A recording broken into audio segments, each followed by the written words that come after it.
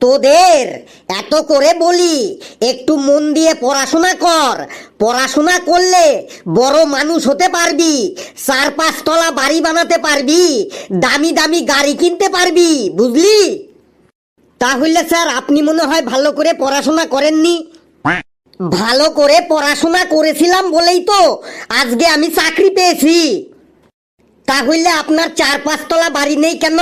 আপনি তো দেখি ভাড়া বাড়িতেই থাকেন।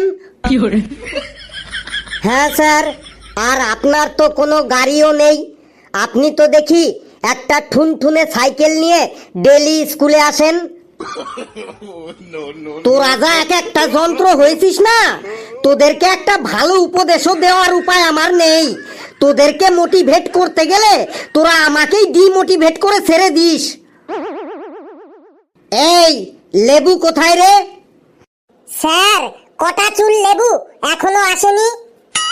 ও না আসাই ভালো, ও আসলেই তো আমাকে জ্বালাবে। ওরে আমাকে চিল্ল না ছাগলে, ছাগল যে থাকে গরুর গোয়ালে। আমাকে চিল্ল না ছাগলে, ছাগল যে থাকে গরুর গোয়ালে। আমাকে চিল্ল না বড় ভাই, ছোট ভাইকে দেখলে আমার হাগা পায়। আমাকে চিল্ল না বড় ভাই, ছোট ভাইকে দেখলে আমার হাগা পায়। আমাকে চিল্ল না ছাগলে, ছাগল যে থাকে গরুর গোয়ালে।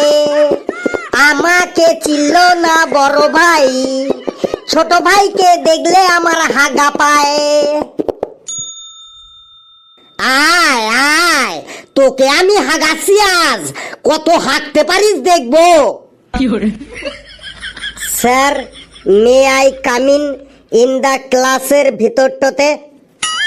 তোকে আর ইংলিশ বলতে হবে না। স্যার, চামড়ার মুখ তো, ইংলিশ কথাটা মুখ থেকে পিছলাইন যায়। তোর মুখ থেকে ইংলিশ কথা পিছলাইন যায়, তাই তো? যেদিন মুখে ফেবিকুইক মেরে দেব সেদিন বুঝবি। ওকে স্যার, তাইলে বাংলাটাতেই বলছি। স্যার, ভেতরে আসতে পারি বটে? আগে বল, তোর লেট হলো কেন? স্যার, বাড়িতে খুব মারামারি হয়েছিল বটে, তাই লেট হয়ে গেল। মারামারি? কার কার সাথে মারামারি হচ্ছিল? স্যার, আমার মায়ের সাথে আর বাপটোর সাথে মারামারি হয়েছিল বটে। আর তুই গ্যালারিতে দাঁড়িয়ে সেই মারামারি দেখছিলি, তাই তো লেট হয়ে গেল, তাই তো? না স্যার। তাহলে তো লেট হলো কেন বল? স্যার, আমার একটা জুতো মায়ের হাতে ছিল আর একটা জুতো বাবার হাতে ছিল, আর আমি খালি পায়ে জুতোর অপেক্ষাতে দাঁড়াচ্ছিলাম। তারপরে দুজনার মারামারি থামল, আমাকে আমার জুতো ফেরত দিল। তারপরে জুতো পরে আমি স্কুলটাতে আসলাম, তাই আমার একটু লেট হয়ে গেল। বলিস কি, যেমন ছেলে তার তেমন বাপ মা। যা, জায়গায় গিয়ে বস। স্যার, আমার বাপ মা মন্দর মধ্যেও ভালো বটে। তোকে আর সাফাই গাইতে হবে না, যা তুই জায়গায় গিয়ে বস। এই, তোদের আজ আমি বাংলা ক্লাস নেব। বাংলাতে বাগধারা কাকে বলে জানিস তো তোরা? হ্যাঁ স্যার, জানি। স্যার, বাগধারা আমিও জানি। স্যার, বাংলা বাগধারা আমিও জানি। নে তাহলে তোদের আজ বাংলা বাগধারা ধরবো। বাগধারার অর্ধেকটা আমি বলবো আর বাকি শূন্যস্থান তোরা পূরণ করবি, মানে বাকি অর্ধেকটা তোরা বলবি, ঠিক আছে? হ্যাঁ স্যার, ঠিক আছে বটে। নে তাহলে প্রথমে লেবু বল। অতি লোভে। নে এবার অতি লোভের পর কি হবে বল। স্যার, অতি লোভে জিভে জল এসে যায় বটে। অতি লোভে জিভে জল এসে যায়, এটা আবার কিরকম বাগধারা হলো? স্যার, অতি লোভে তাঁতি নষ্ট। ভেরি গুড হাবলু, একদম ঠিক বলেছিস। অতি লোভে তাঁতি নষ্ট। নে এবার কালু বল, আয় বুঝে। স্যার, আয় বুঝে বিয়ে করো। কি উল্টো পাল্টা বলছিস? ওটা আয় বুঝে বিয়ে করো না, ওটা হবে আয় বুঝে ব্যয় করো। ভেলু, এবার তুই বল, নাচতে না জানলে। স্যার, নাচতে না জানলে নাচের স্কুলে ভর্তি হতে হবে। জানতাম তুই এমনই কিছু একটা বলবি। আরে নাচতে না জানলে উঠোন বাঁকা, উঠোন বাঁকা। এবার ঘেটুর পালা। ঘেটু বল, গাছে কাঁঠাল। স্যার, গাছে কাঁঠাল থাকলে কাঁঠালটা পাহারা দিয়ে রাখতে হবে। কি যাতা বলছিস? ওটা গাছে কাঁঠাল, গোফে তেল হবে। পেশি, তুই এবার বল, বাদরের গলায়। স্যার, টিউমার হয়েছে। কি সাংঘাতিক রে! বাদরের গলায় টিউমার হয়েছে হবে না, ওটা হবে বাদরের গলায় মুক্তার মালা। হাবলু বল, কানা ছেলের নাম। স্যার, পদ্মলোচন।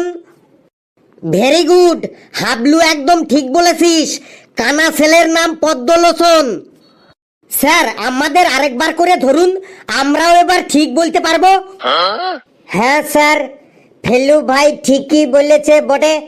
বাগধারা গুলা আবার ধরুন, এবার ঠিক বলবো বটে। নে, তোরা যখন বলছিস তাহলে আরেকবার ধরি। এবার ভেবেচিন্তে অ্যান্সার দিবি কিন্তু। লেবু বল, দুধ কলা দিয়ে।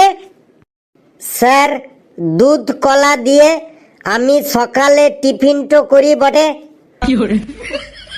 দুধ কলা দিয়ে তুই সকালে টিফিন করিস? আবারও তুই ভুল অ্যান্সার দিলি। ওটা হবে দুধ কলা দিয়ে কালসাপ পোষা। কালু, তুই এবার বল, জলে কুমির। জলে কুমির তার মানে সাবধানে জলে নামতে হবে। না না, হলো না, ওটা হবে জলে কুমির, ডাঙায় বাঘ। ফেলু, তুই বল, নুন আনতে। স্যার, নুন আনতে দোকানে যেতে হবে। আবার সেই উল্টো পাল্টা অ্যান্সার। ওটা হবে নুন আনতে পান্তা ফুরায়। ঘেটু, তুই বল, চোরে চোরে। স্যার, চোরে চোরে কাকা তো জ্যাঠা তো ভাই। তুই কোথায় দেখেছিস চোরে চোরে কাকা তো জ্যাঠা তো ভাই? ওটা হবে চোরে চোরে মাস্তুতো ভাই। স্যার, আমাদের পাড়াতে দেখেছি, আমাদের পাড়াতে দুটো চোর আছে, ওরা দুজন সম্পর্কে কাকাতো জ্যাঠাতো ভাই হয়। তোদের পাড়াতে দেখলে তো হবে না, যেটা বইতে লেখা আছে সেটা বলতে হবে। চোরে চোরে মাস্তুতো ভাই হয়, বুঝলি? এবার পেশি বল, সুসো মেরে। স্যার, ছুঁচো মেরে বিড়ালকে খাওয়াতে হবে। আবার সেই সুসো মেরে বিড়ালকে খাওয়াতে হবে? আরে ওটা হবে সুসো মেরে হাত গন্ধ করা। স্যার, আমাকে ধরুন। হাবলু বল, যেখানেই বাঘের ভয়। স্যার, সেখানেই রাত পোহায়। যেখানে বাঘের ভয় সেখানেই রাত পোহায়। ভেরি গুড হাবলু, এই তুই একাই এই ক্লাসটার মান সম্মানটাকে একটু বাঁচিয়ে রেখেছিস। দেখ, তোদের আমি বাগধারা ধরলাম, কেউ তোরা পারলি না, উল্টে আমার মেজাজটাকেই গরম করে দিলি। নে, এবার তোদের কিছু সিম্পল সিম্পল কোশ্চেন ধরছি, তার ঠিকঠাক অ্যান্সার দিবি। লেবু বল, কোন পাখি উড়তে পারে না? স্যার, মরা পাখি উড়তে পারে না বটে। কি আশ্চর্য, মরা পাখি উড়তে পারে না, এসব কথা তুই কোথা থেকে পাস বলতো? স্যার, পেঙ্গুইন পাখি উড়তে পারে না। একদম ঠিক বলেছিস হাবলু, পেঙ্গুইন পাখি উড়তে পারে না। কালু বল, গরুর বাচ্চাকে বলে বাছুর, তাহলে শিয়ালের বাচ্চাকে কি বলে বলতো? স্যার শিয়ালের বাচ্চাকে বলে শ্বশুর। শিয়ালের বাচ্চাকে শ্বশুর বলে? এটা তুই কোন লজিকে বললি বল? স্যার লজিক টজিক কিছুই না, আমি ভাবলাম গরুর বাচ্চা যদি বাছুর হয় তাহলে শিয়ালের বাচ্চা শ্বশুরই হবে।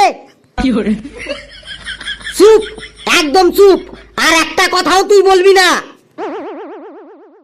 হাবলু, শিয়ালের বাচ্চাকে কি বলে রে? স্যার শিয়ালের বাচ্চাকে শিয়াল শাবক বলে। Very good, excellent. স্যার এবার আমি বলবো? না, তুই কথা বললেই আমার প্রেসার বেড়ে যাবে, তুই সবার লাস্টে বলবি। ঘেটু, তুই বলতো আমরা কি জন্য খাবার খাই? স্যার আমরা হাগু করার জন্য খাবার খাই। কি বললি? আমরা হাগু করার জন্য খাবার খাই? এই কে আছিস, আমাকে ধর, না হলে কিন্তু একটা অঘটন ঘটে যাবে। পেশি, তুই বল ইতিহাস শব্দের উৎপত্তি প্রথম কোথা থেকে হয়েছে? স্যার ইতিহাস শব্দের উৎপত্তি বলছি, সে বহুকাল আগের কথা। একটা মুরগির সাথে একটা হাঁসের বন্ধুত্ব হয়েছিল। ওই হাঁসটি যখন মুরগিকে চিঠি লিখতো তখন চিঠির শেষে লিখতো ইতি তোমার হাঁস। তার থেকেই উৎপত্তি হয়েছে ইতিহাস। বাপরে বাপ, পেশি তুইও তো দেখছি এখন কারো থেকে কিছু অংশে কম যাস না। স্যার এবার আমাকে ধরুন। নে ধরছি। ফেলু, তুই পৃথিবীর এমন দুটো দ্রুতগামী বস্তুর নাম বল যার দ্বারা সব খবরাখবর সেকেন্ডের মধ্যেই সবার কাছে পৌঁছে যায়। স্যার দুটো দ্রুতগামী বস্তু হলো ইমেল আর ফিমেল। ইমেলটা না হয় বুঝলাম, কিন্তু ফিমেলটা কি বুঝিয়ে বল। স্যার ফিমেল মানে বুঝলেন না? বলছি স্যার, স্যার ফিমেল মানে মহিলা মানুষ।